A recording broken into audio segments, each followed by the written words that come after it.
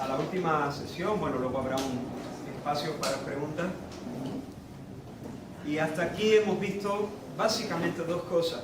En la primera sesión hemos dicho que la Escritura, hemos visto acerca de la naturaleza de la Escritura. No es un conjunto de percepciones humanas salpicado de mitos y contradicciones, sino es la palabra de Dios, porque procede de su boca. La palabra inspirada, inerrante, clara, suficiente, poderosa, necesaria, autoritativa y vinculante del Señor. En segundo lugar, en la segunda sesión hemos visto que por eso mismo, por ser la palabra de Dios, es el único recurso apropiado y suficiente para tratar con los problemas del corazón humano, del alma, del ser interior. Y en esta última sesión quiero animarte a atesorarla, a guardarla en tu corazón como oro en paño y vivir de ella. Porque nuestra vida aquí y nuestra vida en la eternidad dependen de oír o de leer la palabra y de experimentar el poder de la palabra y andar mansamente bajo su consejo. Así que te invito a leer un pasaje en Deuteronomio capítulo 17. Vamos a arrancar la lectura en el versículo 14, Deuteronomio 17, 14.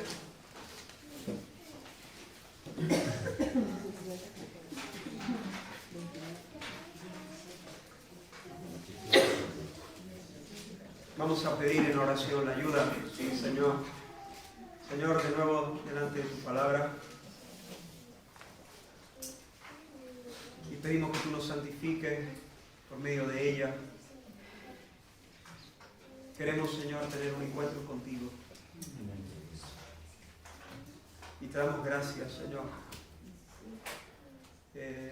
Salte con la tuya tú en esta mañana. Véncenos, Señor, atráenos a ti. Y de esa manera cura nuestros corazones, inflámalos con tu amor, como acabamos de cantar. En el nombre de Jesús. Amén. Esa es la palabra del Señor en este texto. Deuteronomio capítulo 17, versículo 14. Y cuando hayas entrado en la tierra que Jehová tu Dios te da, y tomes posesión de ella y la habites, y digas, pondré un rey sobre mí, como todas las naciones que están en mis alrededores, ciertamente pondrás por rey sobre ti al que Jehová tu Dios escogiere. De entre tus hermanos pondrás rey sobre ti. No podrás poner sobre ti a hombre extranjero que no sea tu hermano. Pero él no aumentará para sí caballos, ni hará volver al pueblo a Egipto con el fin de aumentar caballos. Porque Jehová os ha dicho, no volváis nunca por este camino. Ni tomará para sí muchas mujeres para que su corazón no se desvíe. Ni plata ni oro amontonará para sí en abundancia.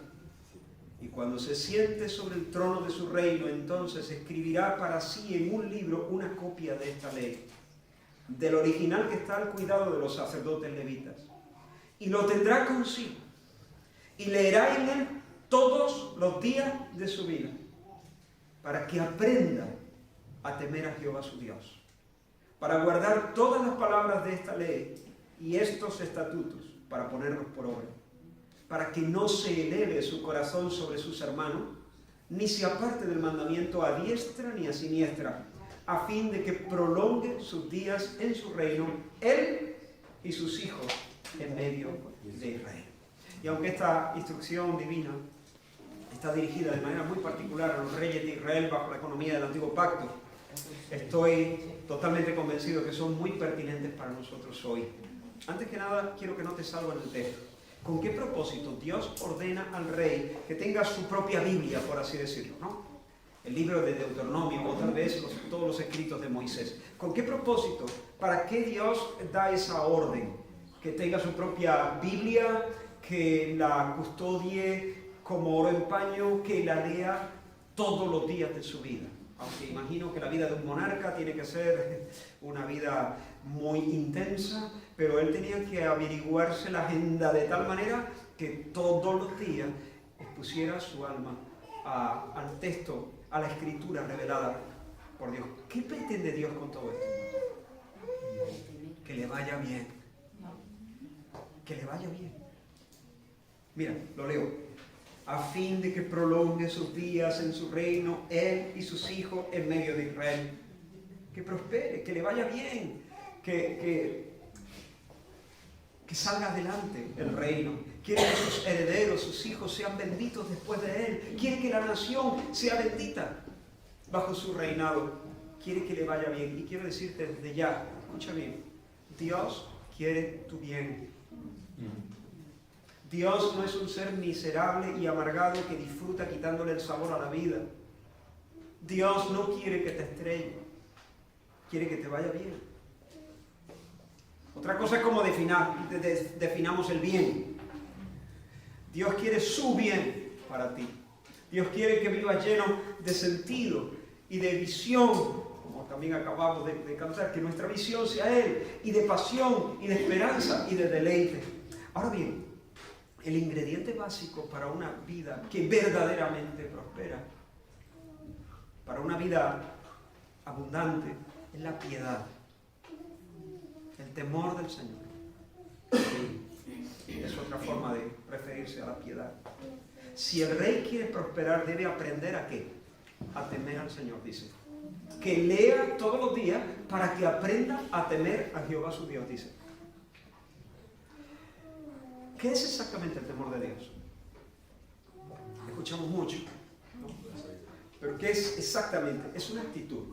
Es la actitud correcta de una persona hacia Dios. Es una especie de ecosistema interior. Una orientación.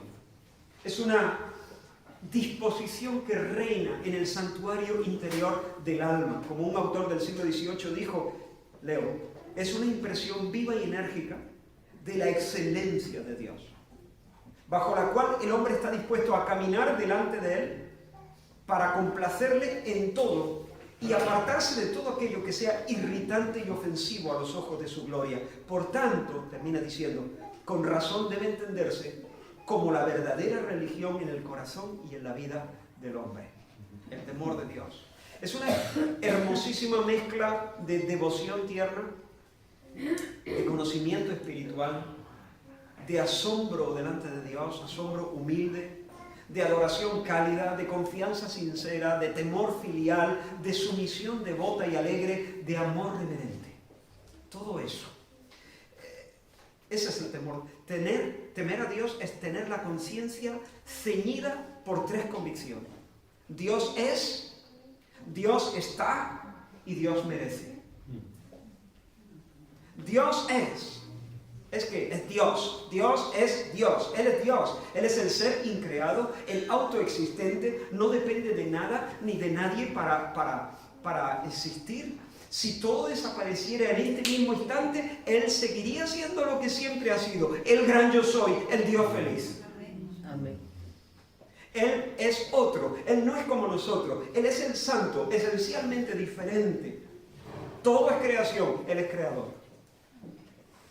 Por tanto, Él trasciende el tiempo, porque habita la eternidad. Él trasciende el espacio, porque Él lo creó, lo sostiene y lo llena. Él trasciende la historia. Él no está en proceso. Él es inalterable en su ser, inalterable en sus perfecciones, en sus propósitos, en sus promesas. Él es el autor y por tanto el dueño de todas las cosas. Todas las cosas tienen copyright, tienen la huella dactilar de Dios. Él es el origen y la meta de todas las criaturas, el Salvador omnipotente, el juez insobornable. Como dijera Moisés, Él es magnífico en santidad, terrible en maravillosas hazañas, hacedor de prodigios. El temor de Dios es ese ambiente interior que domina el corazón de alguien que empieza a entender que Dios no es un diosito de aldea, que Dios no es medible, ni controlable, ni manipulable. Dios es inmenso, es infinito, es inabarcable, es excelso. Dios es Dios. Amén. En segundo lugar, Dios está sobre la conciencia del que teme al Señor, cae un penetrante sentido de su presencia. Recuerda, Jacob, el patriarca, de camino a Harán, buscó un sitio para pasar la noche. Y el Señor le regaló un sueño en ese lugar. Y vio ángeles subiendo y bajando por una escalera que se apoyaba, tocaba el cielo y tocaba la tierra. El cielo y la tierra se unían en aquel punto. Y el Señor estaba allí en lo alto y desde allí le dijo: yo soy el Dios de tus padres, te voy a dar la tierra en la que estás acostado, voy a multiplicar tu descendencia y voy a bendecir a todas las etnias de la tierra a través de un hijo salido de tus lomos. Y no te voy a soltar hasta cumplir todo lo que te he prometido. ¿Cómo se levantó Jacob? Se levantó, se puso la gorra del revés y dijo: ¡guau! Planazo, qué bien, se levantó jovial y charachero, se levantó diciendo qué guay todo. No, se levantó temblando, atravesado por una percepción nítida de que Dios estaba ahí, sobrecogido. Esto es lo que dice el texto. Despertó Jacob de su sueño y dijo: ciertamente Jehová está en este lugar y yo no lo sabía. De repente captó la presencia. Su alma reconoció la realidad que se le había escapado cuando se acomodó para dormir. El que teme al Señor no solamente sabe que Él es el Altísimo, sino que el Altísimo no es el Altísimo allí en algún lugar distante, sino que Dios es el Altísimo aquí. Él es el Dios presente. El que teme al Señor sabe que sabe, que sabe, que sabe, que sabe, que el Señor es el viviente que me ve. Dios aquí. Y siempre estoy en su presencia. Y por tanto, sabiendo que Dios es y que Dios está, el que teme al Señor experimenta una creciente convicción. Es esta: Dios merece. Dios es digno de mi amor, digno de mi confianza, de mi culto, de mi respeto, de mi obediencia. El piadoso sabe que debe estar hacia Dios, debe ir por la vida quitándose el sombrero, debe ir por la vida de puntillas delante de Dios, esté donde esté, haga lo que haga, comprar, vender, comer, jugar, ducharse, votar, dormir, discutir. Su vida toda, entera, debe ser homenaje a Dios. Eso es el temor de Dios.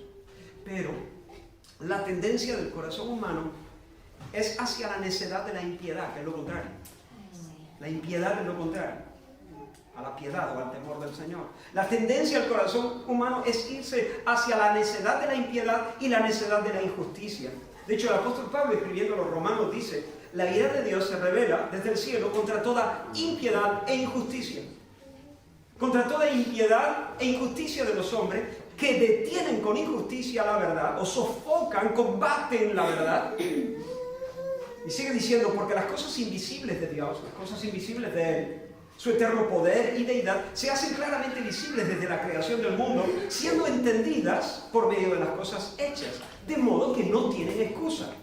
Pues habiendo conocido a Dios, no le glorificaron como a Dios, ni le dieron gracias. No me he olvidado de mi texto, vamos a volver ahí, pero espero no perderlo. Pero imagínate esta escena, ¿no? Llegas a una isla, después de sobrevivir varios días en alta mar, agarrado a una tabla. Y llegas a una isla, las corrientes te arrastran hasta allí, recorres el lugar, lo inspeccionas, hay un montón de lagartos, insectos, miles de plantas, hay montañas, hay valles, hay ríos.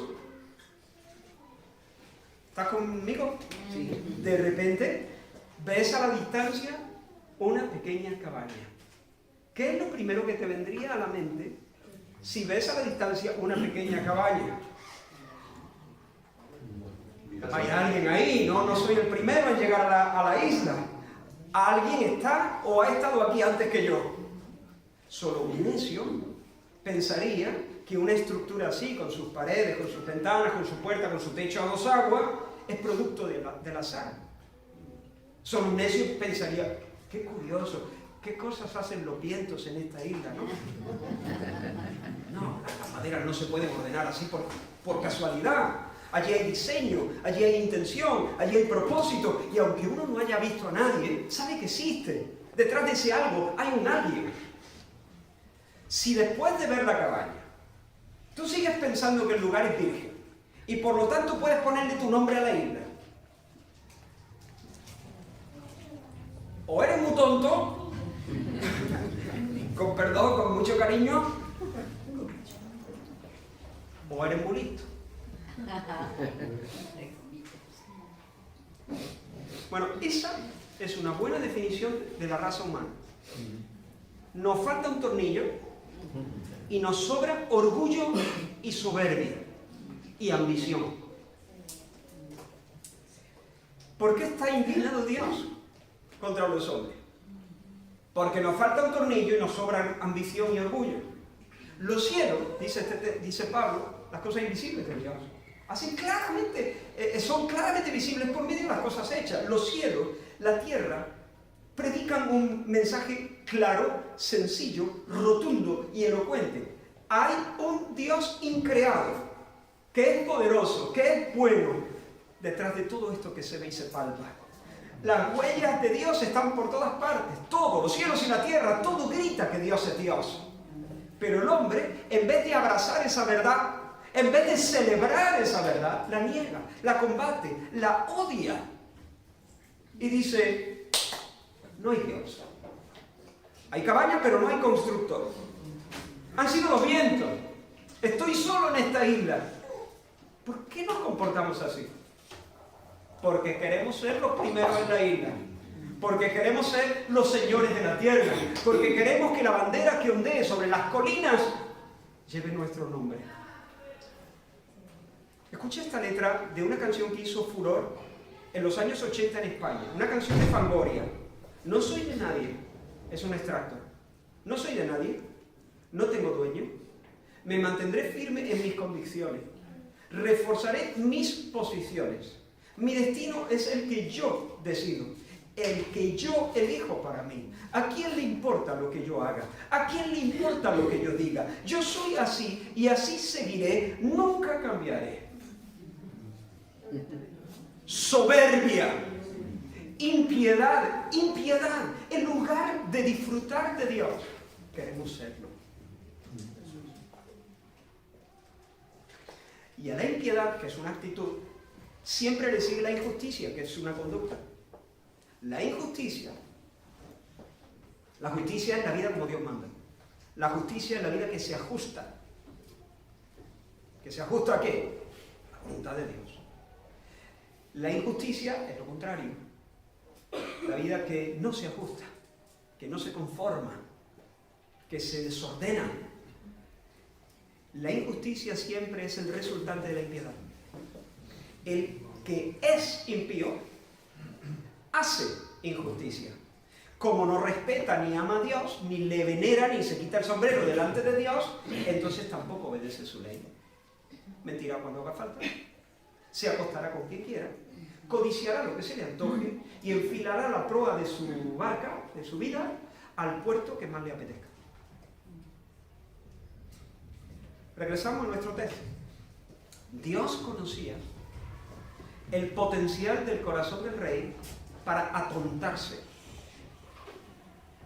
Nuestro corazón tiene un potencial enorme para volverse necio, para atontarse, para descarrilar, para echarse a perder. Dios sabía que si el rey no se exponía sistemáticamente, regularmente a la revelación de Dios, en vez de temer a Dios, en vez de cultivar una piedad verdadera en su alma, se iba a envanecer, su corazón se le va a elevar, se va a elevar, se va a creer la última Coca-Cola en el desierto. Este que he llamado para que sea que estará ahí para servir al pueblo, elevará su alma por encima de sus hermanos, será un soberbio, vivirá como los necios. ¿Dice el necio en su corazón? Vivirá como si Dios no existiera, se creerá el señor de la isla, pondrá su bandera en las colinas de la tierra y se convertirá en un mal de ojo para su familia y para su nación. Hermano mío, hermana, Dios quiere tu bien. Dios quiere para ti, yo le llamo la vida. La vida. Pero la misericordia del Señor, como dice el Salmo 103, es sobre los que le temen. La bondad de Dios, los favores de Dios, es sobre los que le temen. Los que viven de puntillas. Por eso debes vigilar. Y debes combatir, porque hay mucha necedad todavía en los recovecos de tu alma, ¿sí o no? La carne con sus manías. Mira que tiene manía. La carne con sus pulsiones, sus tendencias, sus mapas mentales, conspira constantemente contra el reinado de Cristo en nosotros.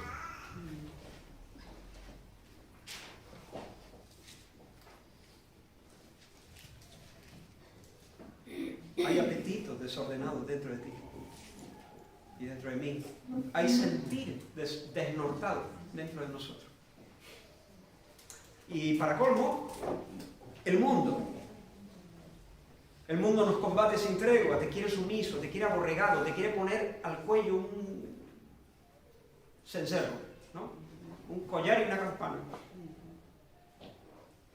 Te quiere plegado a sus dogmas, a sus valores, a sus propuestas. Y para colmo ya del todo, te ronda un enemigo que es fullero, que es artero, que es astuto y que te odia, cuya obsesión es sacarte de tu centro, sacarte de la tierra de la fe, sacarte de la tierra de la obediencia a Dios, para una vez allí, teniéndote allí fuera de la obediencia a Dios, caer sobre ti como un bandido.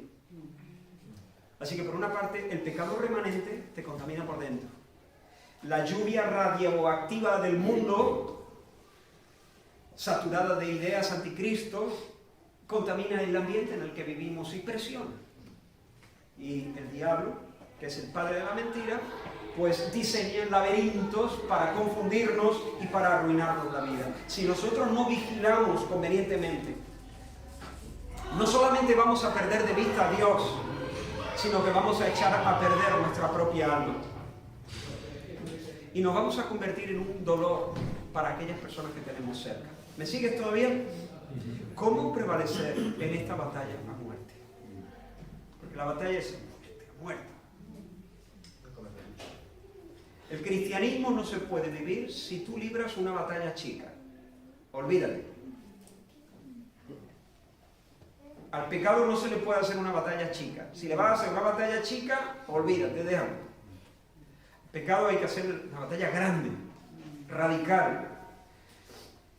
Observa entonces la prescripción de Dios al rey. Por una parte, Dios le prohíbe al rey algunas cosas y le manda positivamente otras. ¿Qué le prohíbe? Le prohíbe acumular caballos, mujeres y riquezas. Y de esa manera Dios está queriendo guardar al rey de la mundanalidad, guardando su alma de enganches idolátricos. El rey debía ser consciente del peligro de sustituir al Señor como la fuente de su gozo y la fuente de su seguridad y de su fuerza por las cisternas rotas del poder, o del glamour, o de la fama, o de la habilidad diplomática, o del placer sexual, o la seducción de la riqueza. El rey debía permanecer gloriándose en el Señor y no en el potencial de su ejército, caballos, o en sus alianzas internacionales y su harén, mujeres, y su tesoro, oro y plata. Hermanos, el mundo nos quiere adictos y distraídos. Y está configurado para eso, para distraerte, sacarte de tu centro. Quiere que te olvides de quién eres y quiere que te olvides de qué va esto. ¿De qué va la vida? En una ocasión el Señor estaba cerca del templo, en el recinto del templo, y escuchó a unos que estaban hablando de la gloria del edificio, de sus grandes piedras y de sus increíbles adornos, ofrendas votivas. Y yo me imagino a estos, ¿no? Diciendo, ¡guau, qué maravilla, qué pasada! No veas qué edificio, qué increíble, pero ¿cómo se puede hacer esto impresionante? ¿Saben lo que Jesús les dijo? Todo lo que veis será destruido, no quedará piedra sobre piedra. Venga Jesús, o sea, ¿por qué haces esto? No sea antipático, Señor, yo qué sé. Estaba mirando la belleza. Imagínate, no, wow, qué templo, no veas, increíble, no, qué lujo. Todo lo que veis va a ser destruido. No va a quedar piedra sobre piedra. Ya te vale, Señor. Parece porque nos aguas la fiesta. ¿Es que es malo mirar la belleza de un edificio? No, el Señor no es un aguafiesta, no es un antipático, está salvándonos. Nuestros móviles suelen tener diferentes opciones para echar fotos. A mí me gusta la opción retrato. En la opción retrato la cámara se enfoca en algo, lo que tú quieres destacar, y entonces tú lo pulsas y la cámara, el objetivo se enfoca ahí y lo demás sale, pero sale como deshilachado, como atenuado, como borroso, ¿no? Si tú destacas lo que está en primer plano, el segundo plano se difumina. Y si tú destacas lo que está en segundo plano, lo que queda adelante pues se queda como deshilachado. En la opción retrato todo sale en realidad, pero no todo sale igual de nítido.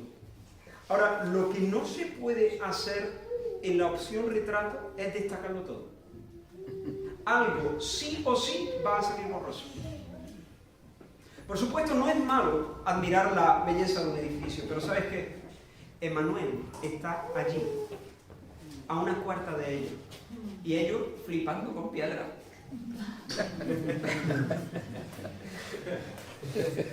¿Entiendes? Y Jesús lo que quiere es salvarlo. Porque el mundo nos quiere así. Que se nos escape lo principal. Que enfoquemos, que la foto nuestra salga nítido lo que caduca, lo que se pasa. Y que salga nebuloso, borroso, deshilachado, aquello que es verdaderamente permanente y satisfactorio. Por eso Jesús sí, en cierta medida les hago a la fiesta. Pero les hago a la fiesta para que puedan disfrutar de la fiesta, ¿me explico? Les hago a la fiesta chica para que no se pierdan la fiesta grande, la fiesta mayor. De hecho, Jesús no solamente dice que el templo va a colapsar, todo va a colapsar, todo, todo. El cielo y la tierra pasarán, mas mis palabras no pasarán. Dios, su propósito, su nombre y su palabra, esas son las cosas que tienen que salir nítidas en la foto.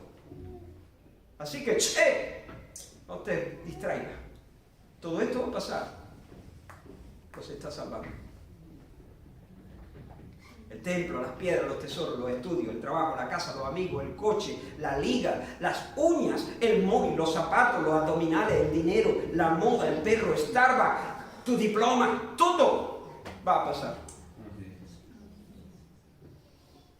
Todo eso, por tanto, tiene que ocupar un segundo plano si se trata de personas, un tercer plano si se trata de animales y cosas.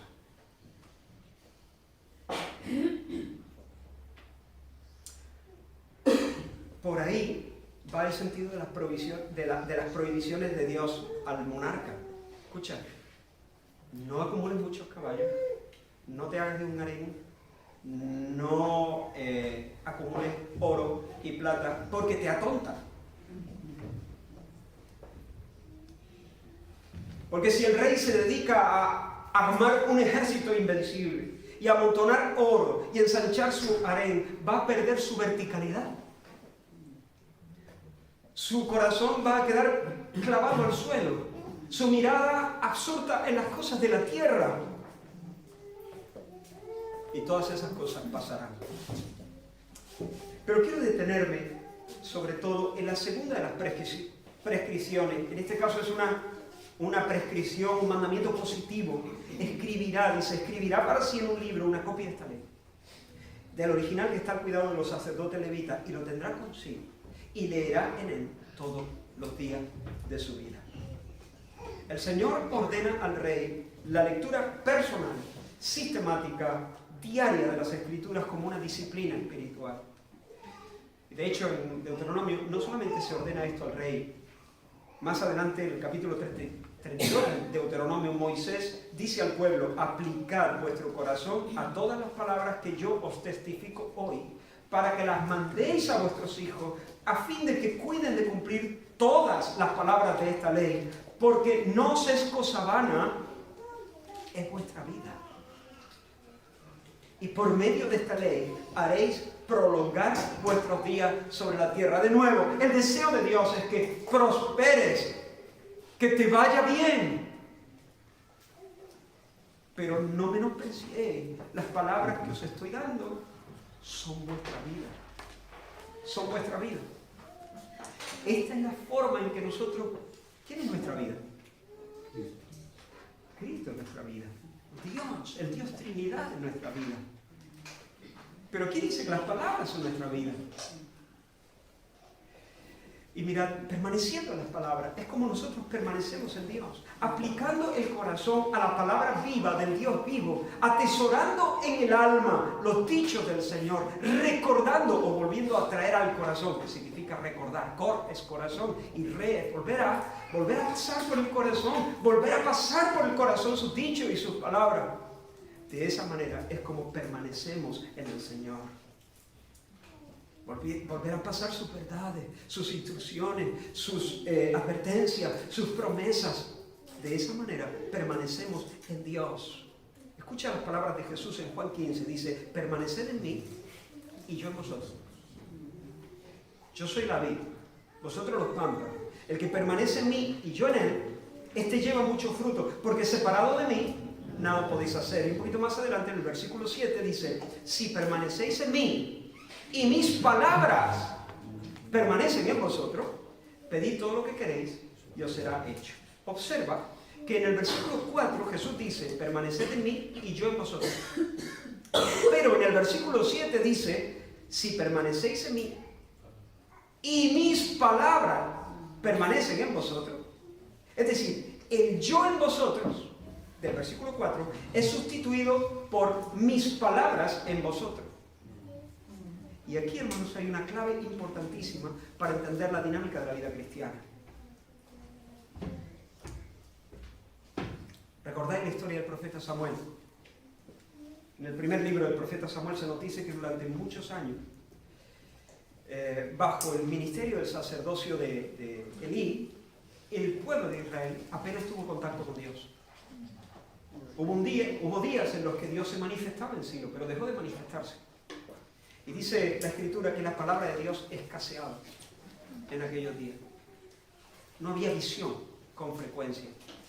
Y el joven Samuel vivía allí, siendo un niño, con Elí en Silo. Y lo servía, lo asistía en las funciones ministeriales. Pero el relato bíblico nos dice que Samuel no conocía todavía al Señor porque la palabra de Dios no le había sido revelada todavía. Pero una noche todo cambió. Una noche resonó la voz del Señor pronunciando su nombre. Samuel, Samuel. Samuel, al principio se pensaba que Elí lo estaba llamando, pero conocemos la historia, ¿verdad? Lo estaba llamando Dios. Dios lo despertó y Dios le reveló lo que estaba por suceder en el futuro. Y el escritor bíblico cierra el relato con estas palabras. Y el Señor volvió a aparecer en Silo, porque Jehová se manifestó a Samuel en Silo por la palabra de Jehová. Volvió a aparecer ese término hebreo ra, quiere decir ver, es decir, Jehová se dejó ver. Jehová se hizo patente, se dejó ver. ¿Cómo? ¿Cómo se dejó ver Dios? Hablando. Se dejó ver dejándose escuchar. Se hizo patente dejándose escuchar. Oír su palabra, hermanos, es tener un encuentro con Dios. La palabra de Dios resonando en Silo, una vez más, era Dios visitando y caminando en aquel lugar, por así decirlo. Cuando nosotros, por ejemplo, meditamos en los escritos de un autor famoso, de algún pensador antiguo, ¿no? Nosotros interactuamos con sus ideas, pero no nos encontramos con él. Yo puedo reflexionar en las propuestas éticas de Aristóteles. Estupendo. Interactúo con las ideas de Aristóteles, pero no interactúo con Aristóteles. ¿Por qué? Pues está muerto. Esa lectura es una reflexión, pero no es un encuentro. Pero cuando yo medito en Mateo 5, yo no solamente, no es una reflexión, porque el autor se deja ver, dejándose oír. Y esa lectura no es una reflexión personal de las palabras de un autor que está muerto, porque son las palabras del Dios vivo que está presente. Por lo tanto, esa lectura es un encuentro. ¿Se entiende? Oírle con fe es encontrarnos con Él. Tener la palabra de Cristo permaneciendo en mí, rebosando, morando en abundancia en mi corazón, es tener a Cristo mismo caminando como Rey en el suelo de mi alma. Pablo, escribiendo a los Colosenses, les dice: la palabra de Cristo mora en abundancia en vosotros. Y si la palabra de Cristo mora en abundancia en nosotros, ¿cuál será el resultado? Dice: la palabra de Cristo mora en abundancia en vosotros, enseñándoos y exhortándoos unos a otros en toda sabiduría, cantando con gracia en vuestros corazones al Señor con salmos, himnos y cánticos espirituales. Fíjate, si la palabra de Cristo resuena en nuestras almas, va a haber un doble fruto. Por una parte, nuestra vida se levantará verticalmente hacia Dios, habrá culto, habrá cánticos de gratitud, cantando con gracia, con salmos, himnos, cánticos espirituales, habrá culto a Dios, si la palabra de Cristo mora en abundancia en nuestros corazones. Pero, en otro sentido, nuestra vida se lanzará horizontalmente en servicio de amor a nuestros hermanos, enseñándoos y exhortándoos unos a otros. Esta es la doble dirección, amando a Dios, amando al prójimo, cuando la palabra de Dios mora en abundancia. Pero fíjate, el mismo apóstol Pablo, escribiendo a los Efesios, dice: sed llenos del Espíritu. Y ahora, presta atención, ¿cuál es el fruto de una vida llena del Espíritu? Sed llenos del Espíritu, hablando entre vosotros con salmos, himnos, cánticos espirituales, cantando y alabando al Señor en vuestros corazones. Es lo mismo. Es el mismo resultado. Este es un texto paralelo al anterior, porque de nuevo la vida se asciende verticalmente y se lanza también en amor horizontalmente hacia los otros. Sin embargo, en esta ocasión, la vida fecunda es el resultado de la llenura del Espíritu Santo. Y en la otra ocasión, la vida fecunda, el mismo tipo de vida, es el resultado de la palabra morando en abundancia en el corazón. Pregunta: ¿qué necesitamos? ¿La llenura del Espíritu Santo o que la palabra abunde en nuestro corazón? Es que vienen juntas. Es que son, no voy a decir la misma cosa, son distinguibles. Mira, yo estoy hablando ahora mismo y me salen palabras o me sale aliento. El Espíritu siempre, la palabra viene siempre, o sea, la palabra viene con ese aliento divino. El Espíritu y la palabra vienen juntos, no los puedes separar. Entonces, da lo mismo decir que la palabra de Cristo mora en abundancia en tu corazón, o decir que tienes que ser lleno del Espíritu Santo. Porque si la palabra abunda en el corazón, eres lleno del Espíritu Santo. Y si eres lleno del Espíritu Santo, hay abundancia de palabra en tu corazón. Porque no hay otra forma.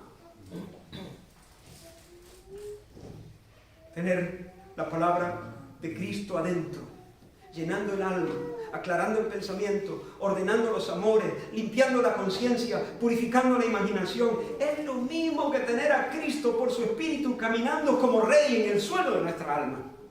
Es lo mismo. Por eso permanecer en Cristo y yo en vosotros, o mis palabras en vosotros, es lo mismo. Tiene que ver con vivir de lunes a lunes, acudiendo a la Escritura para encontrarnos con Cristo, no para reflexionar, para encontrarnos con el Cristo vivo, para encontrar a Dios en los textos y andar con Él. La vida cristiana es conversación, la vida cristiana es camino, caminar con Dios. La vida cristiana es eso. Y de esta manera la Escritura se convierte en nuestra vida, porque es vuestra vida. Por tanto, hermano, establece un tiempo regular donde puedas eliminar la mayoría de las voces, la mayoría de los ruidos que saturan la mente. Antes de que arranque el día, este es mi consejo. Si para ti otro momento del día es el mejor, vale, pues escoge el mejor. El momento donde puedas estar en tu momento más óptimo. Pero generalmente, para la mayoría de las personas, es antes de que se dispare el día. La experiencia de la mayoría es que si no lo hago antes de que empiece la vorágine de actividades, no lo hago. Aparta un buen rato para estar quieto, sin móvil, sin redes sociales, sin pantalla, sin música de fondo, tú solo, quieto, ante el Señor, en su presencia. Uno de los mayores obstáculos en el camino del conocimiento de Dios es la saturación y la divagación de la mente. Un corazón mareado de noticias y juegos y curiosidades, historias, ofertas, música, discursos, imágenes, es un corazón aturdido.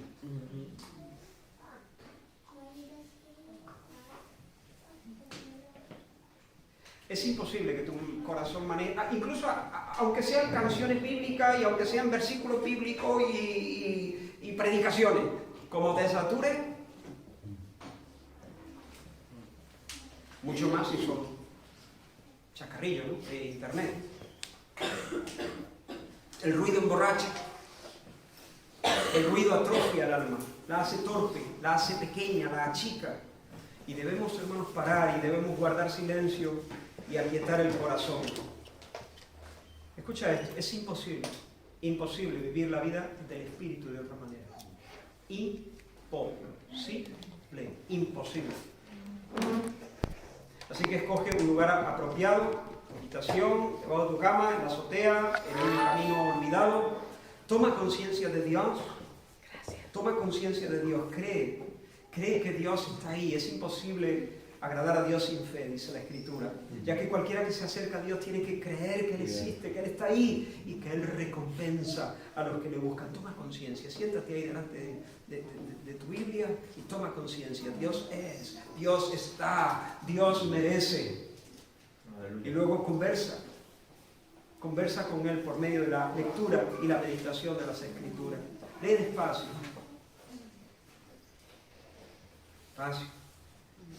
con reverencia, con expectativa.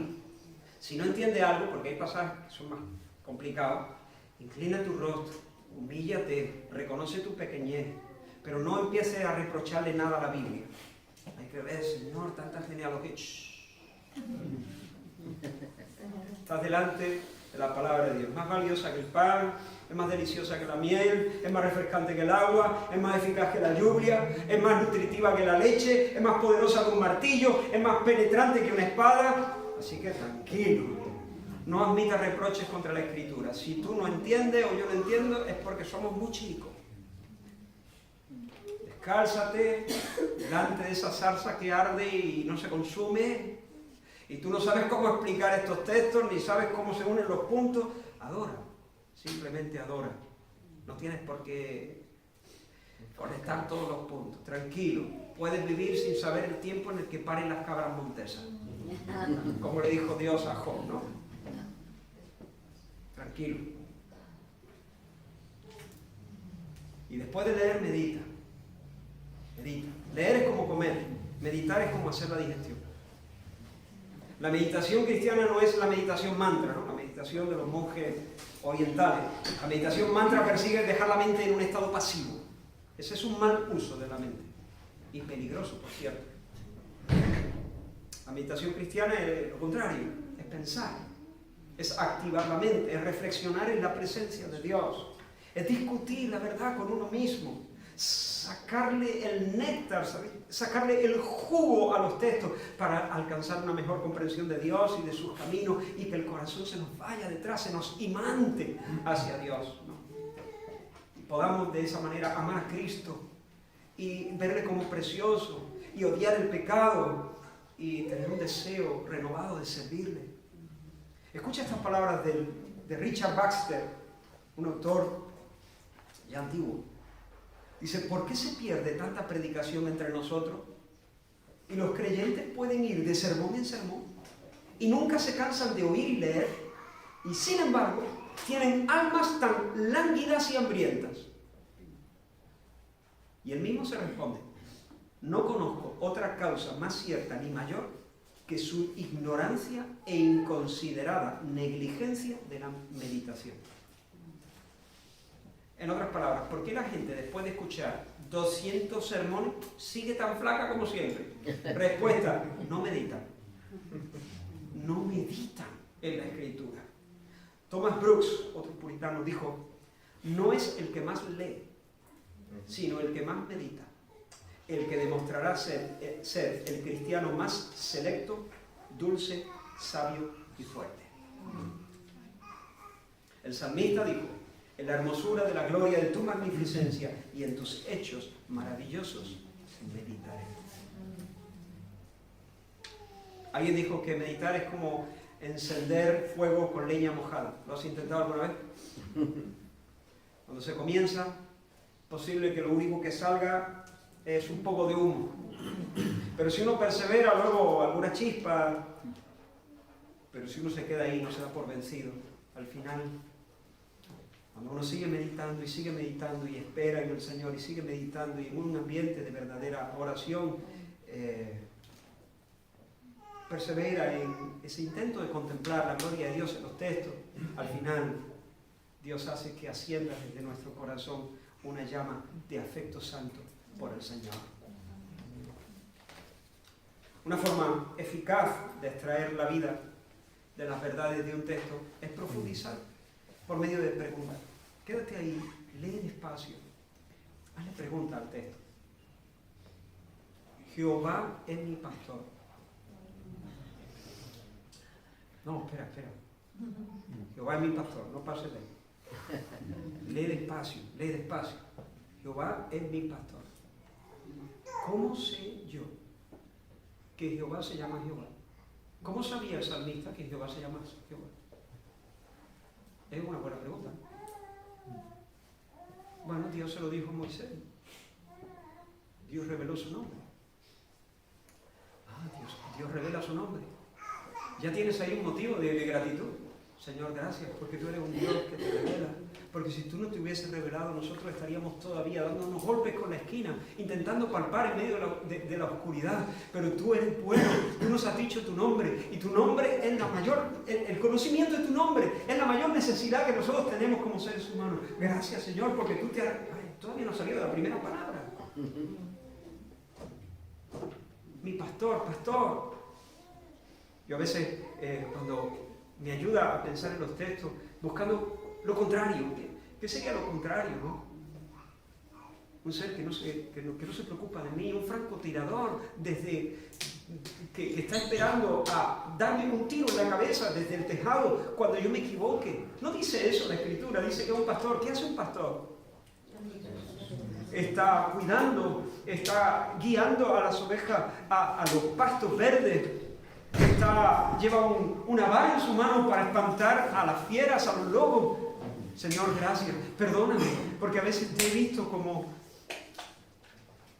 no sé, como alguien hiperexigente que está esperando a que me equivoque para darme un garrotazo. Pero Señor, perdona por esa idea indigna acerca de ti. Tú eres, y dice, claro, yo sé que es tu pastor, pero también es el mío. Y dice es, no dice fue, ya sé que fue, es. Ahora, en este minuto, en este día tan chungo y tan nublado que puedo tener, rodeado de pruebas, consciente de una manera muy incómoda de mis debilidades. Jehová es. ¿Ves? Todavía no hemos salido de esa primera frase y ya llevamos un rato. Quédate ahí hasta que baile. Hasta que baile. Si tu lectura bíblica solamente te ayuda a ganar un esgrima bíblico, te está haciendo daño. Todo lo que no te lleva a adorar te envanece, te enorgullece y te hace daño, te empacha. Quédate ahí hasta que bailes. Y si no bailas, no te preocupes, quédate ahí.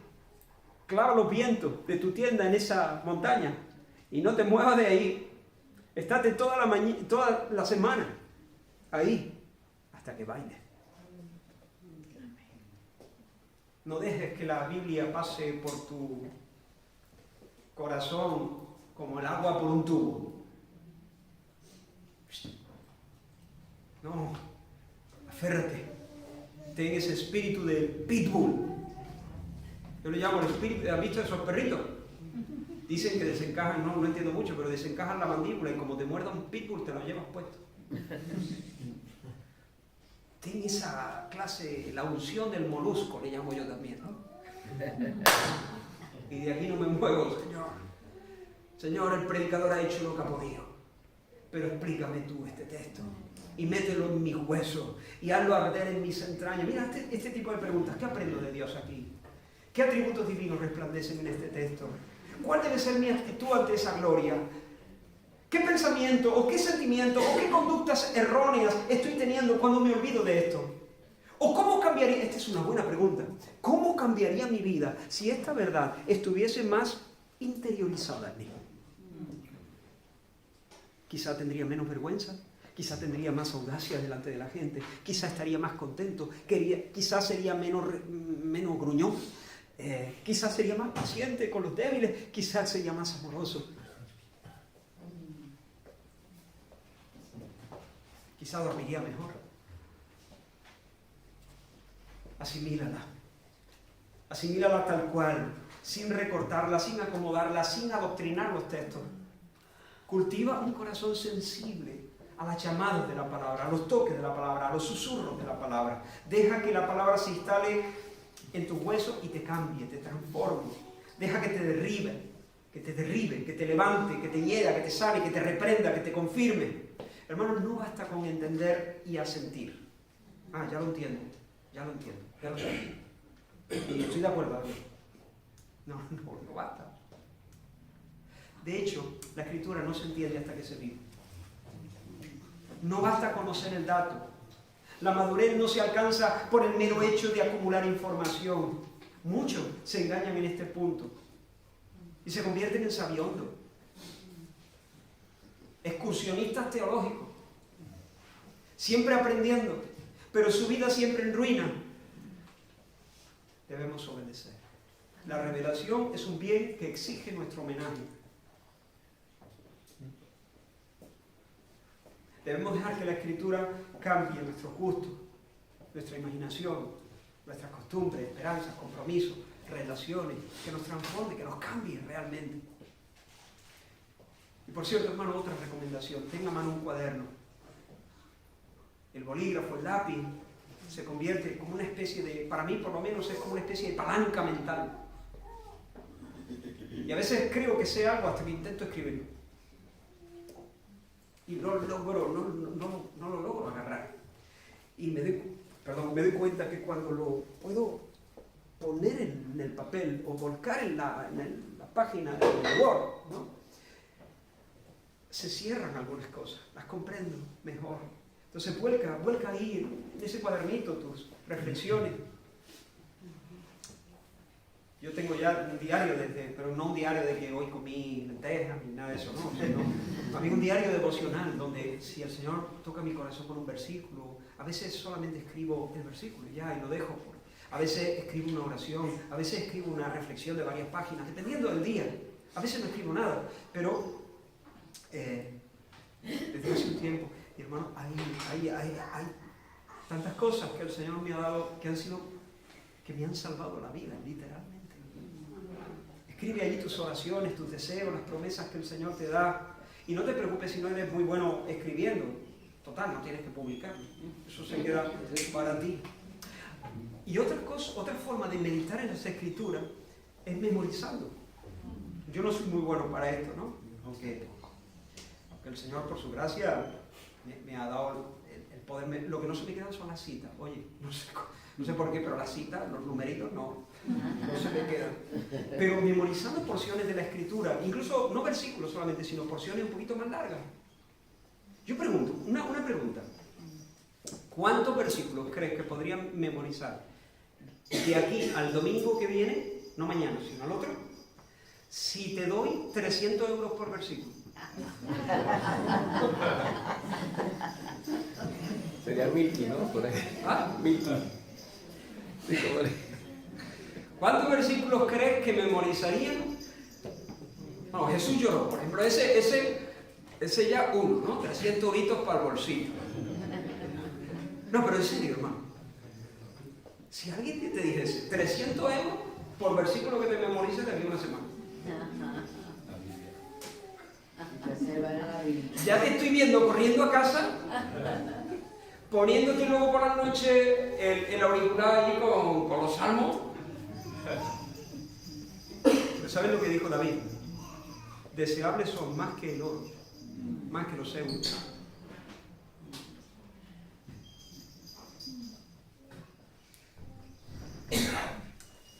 Esto nos debería a todos retar.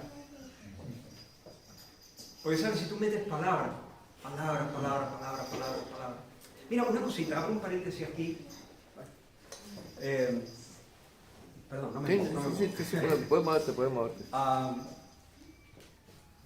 Cuando nosotros nos levantamos cada mañana, tiramos de memoria. La memoria es una cosa increíble. Si no tuviéramos memoria, te levantas por la mañana y no sabes quién eres, ni sabes quién es tu familia, ni sabes qué haces ahí, ni sabes cómo lavarte la cara. Entonces, cada mañana nosotros tiramos de memoria. Y todas las experiencias, los conocimientos que vamos acumulando se van sumando a todo ese mundo de información y de experiencias y de datos y de conexiones. Cuando uno memoriza la escritura y la ora y recorre en oración de norte a sur y de este a oeste los textos de la Biblia, cuando tú te levantas mañana, tú tiras de memoria.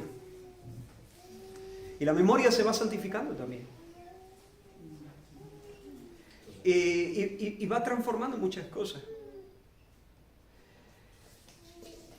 Entonces, nada más que por eso debe ser un estímulo. Pero luego, durante el día, en medio de los... ¿Recuerda? Si vosotros permanecéis en mí y mis palabras en vosotros. Tú sales por la mañana de tu casa a la selva, ¿no? de trabajo y de todo el trajín, y tú llevas a Cristo paseando como rey sobre el suelo de tu corazón, ¿no? ¿Por qué? Porque llevas su palabra, su promesa, su mandamiento, y no es un pensamiento, tú no estás teniendo contacto con las ideas de un hombre muerto, estás teniendo ideas con la palabra viva del Dios vivo, y por lo tanto estás teniendo contacto con el Espíritu que la inspiró, con Cristo, el Padre y el Hijo, morando por su Espíritu en nuestros corazones. Es un encuentro, es un caminar con Dios, es una conversación sagrada, es un vivir en la presencia de Dios. Pero luego, en medio de todo el trajín, tú has memorizado la Escritura, tú no vas con tu Biblia allí, ¿no? Con la grúa, no, tú la llevas dentro. Y en un momento dado viene una tentación, viene una presión, viene lo que sea, ¿no? Pero como tú la has memorizado, de nuevo la recuerdas, la vuelves a pasar por tu corazón. Y entonces es como, perdona este ejemplo, no va a ser muy agradable, pero es como cuando uno come y se alimenta, pero luego esa comida que tiene bastante, te viene como un eructo, ¿no? Y en el eructo va el saborcito al chorizo, ¿no? lo vuelves a saborear. El ejemplo no es mío, creo que es de Agustín de Hipona, ¿no? Es como una excusa, ¿no? Pero es verdad. Santos eructos, ¿no? Uno se ha alimentado de la palabra y en medio del día la vuelve a pasar por el corazón y la vuelve a saborear.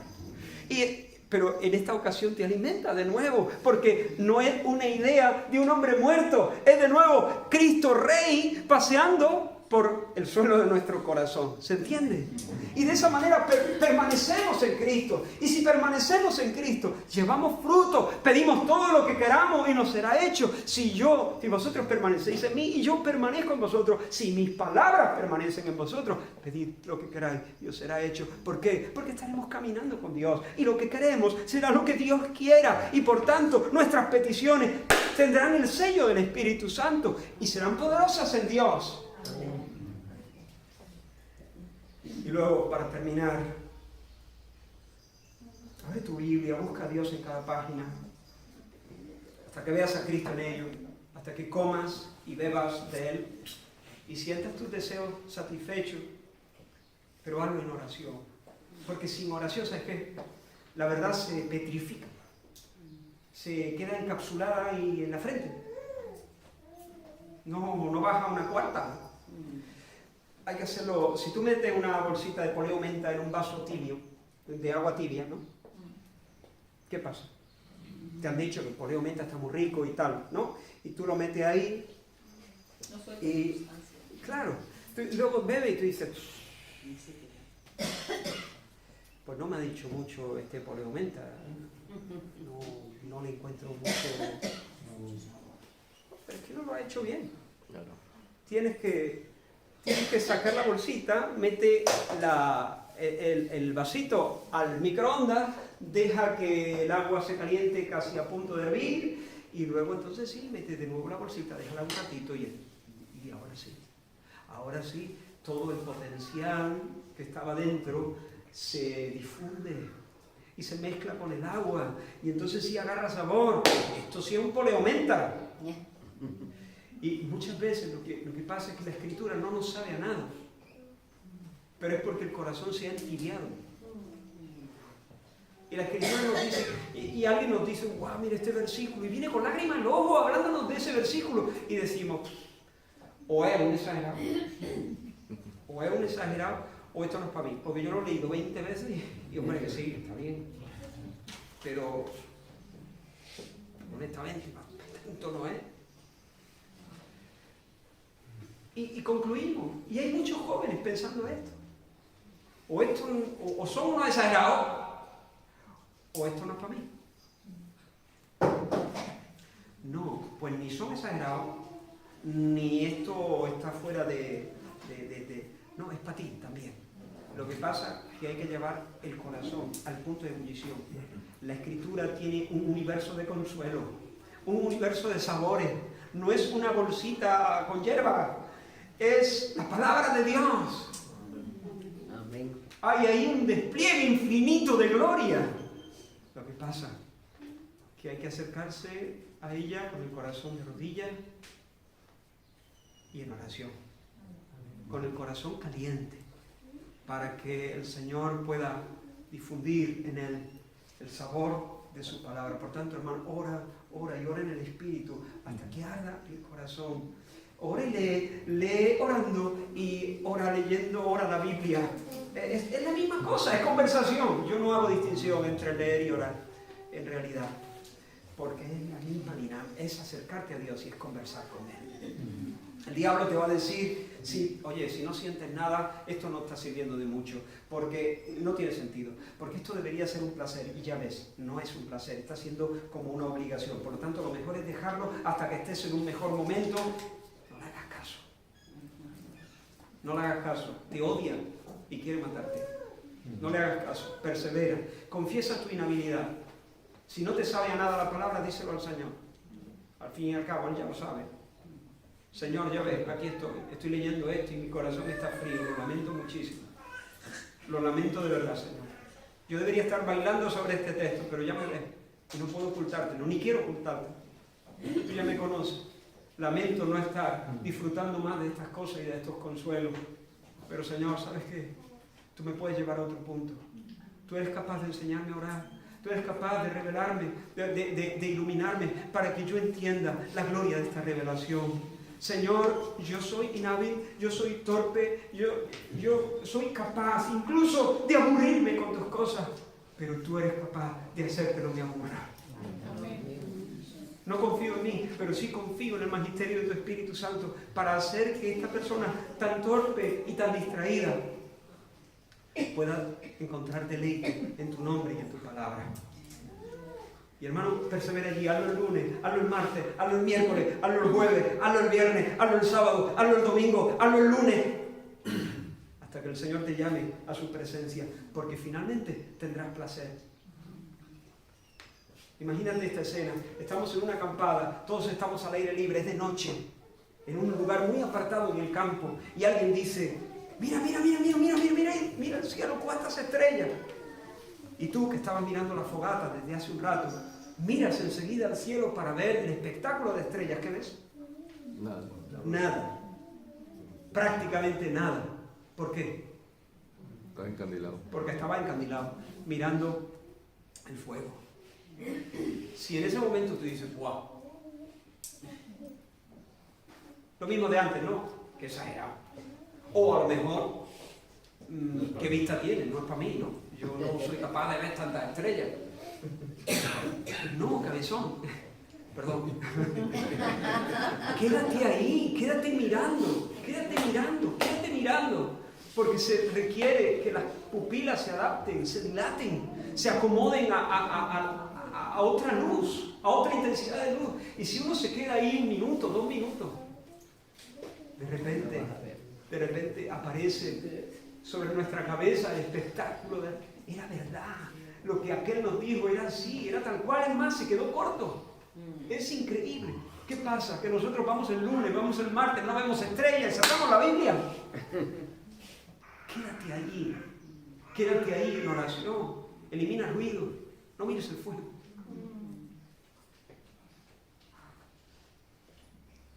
Y el Señor nos regalará encuentros que ni siquiera nos hemos atrevido a soñar. Y son para ti. Y son para ti. Yo recuerdo, yo estaba luchando mucho cuando era jovencito con la condenación. Yo me convertía un día sí, otro no, por si acaso. Yo me acostaba una noche sintiéndome feliz con Dios y me levantaba por la mañana sintiéndome un miserable. Y le pedía perdón al Señor. Y luego pensaba, ¿pero qué he hecho? Pero si lo único que he hecho es dormir. Pero el diablo me tenía muy engañado, me toreaba. Hasta que un día me levanté, como solía hacer, bien tempranito. Encendí mi flexo, abrí mi Biblia. Y el Señor fue como si se hubiese sentado al lado. Y me libertó. Ahora pues ninguna condenación hay para los que están en Cristo Jesús. Esto es los que no andan conforme a la carne, sino conforme al Espíritu. Porque la ley del Espíritu de vida en Cristo Jesús me ha librado de la ley del pecado y de la carne. Porque lo que era imposible por la ley, por cuanto era débil por la carne, Dios enviando a su Hijo en semejanza de carne, el pecado condenó al pecado y la carne lo aprendí de memoria. Porque cuando yo empecé a leer, fue como si los ojos, como si unas escamas se me hubieran caído y yo tuviera la capacidad de ver y entender con suma facilidad lo que el Espíritu Santo estaba diciendo. Había leído ese texto desde niño, conocía ese texto, pero nunca lo había visto con esa claridad. Todavía tenía yo la legaña en mis ojos, apenas acababa de levantarme. Pero ese día, Dios trajo una luz que nunca antes había penetrado tan adentro y me libertó. No voy a decir que nunca más tuve que luchar con mentiras de condenación, pero nunca jamás volvió a ser igual. Nunca. Y así me ha pasado en varios momentos. En otro lugar, en otro momento. Bueno, no, voy a cerrar aquí. Me ha pasado en varios momentos, ¿no? Sí. Y supongo que tú sabes perfectamente. Puede continuar. ¿Sí? Bueno, solo uno.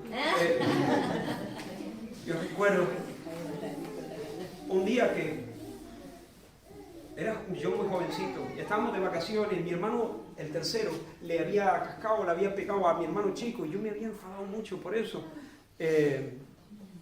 Y yo, fíjate mi teología, ¿no? Agarro a mi hermano el tercero, ¿no? Y le digo, no te doy. ¿Por qué domingo? Le dije. Una tontería. Pero eso fue lo que le dije. No te doy porque es domingo. Estábamos de vacaciones y no íbamos en ese momento a ir a ninguna. Luego creo que por la tarde íbamos a tener un culto allí como familia, con otros hermanos, ¿no? Pero yo me fui ofuscado, yo me fui a orar para que se me bajaran los ánimos, ¿no? Porque me había parecido como una injusticia. Por el asunto que había pasado, que no recuerdo ahora mismo cuál fue, y me fui caminando por el paseo marítimo ahí en Fuengirola y llegué al rompeolas. Y cuando llegué al rompeolas, orando y meditando, vino a mi corazón a palabra, un versículo, algunos versículos, y aquello empezó a partirme, a penetrarme, a llenarme de gozo, a llenarme de consuelo. Fue una cosa tan grande. Yo soy bastante tímido, pero yo no podía contenerme. Yo quería correr por el rompeolas, yo quería saltar, quería gritar, yo no sabía. Y distraídamente, mirando a mi izquierda y a mi derecha, digo, a ver si alguien se va a pensar que estoy aquí loco, me va a poner una camisita de fuerza y me va a llevar a... Pero yo, distraídamente, como el que se despereza, tuve que... Es que como que no me cabía en este cuerpecito la alegría que estaba estallando dentro por los consuelos que Dios me estaba dando. Y allí distraídamente, yo estaba llorando, quería gritar, hermano, la palabra. La verdad de la palabra trayendo orden, trayendo consuelo. Y esa una de tantas, supongo que tú reconoces ese tipo de experiencias. Son para ti, son para mí. Es Dios viniendo, es Dios paseándose, es Dios dándonos un beso, es Dios levantándonos. Y es como los padres, ¿no?, que tienen esta ilustración de Martin Lloyd Jones. Los padres pueden caminar con sus hijos, ¿no?, y están dando un paseíto de la mano, pero de tanto en tanto, tal vez se detienen, levantan al niño, lo besan, lo dejan y vuelven a caminar. Y hay esos momentos de beso, esos momentos especiales donde Dios se manifiesta por su palabra en nuestros corazones y nos da un abrazo y nos da un beso y de repente se curan cosas adentro.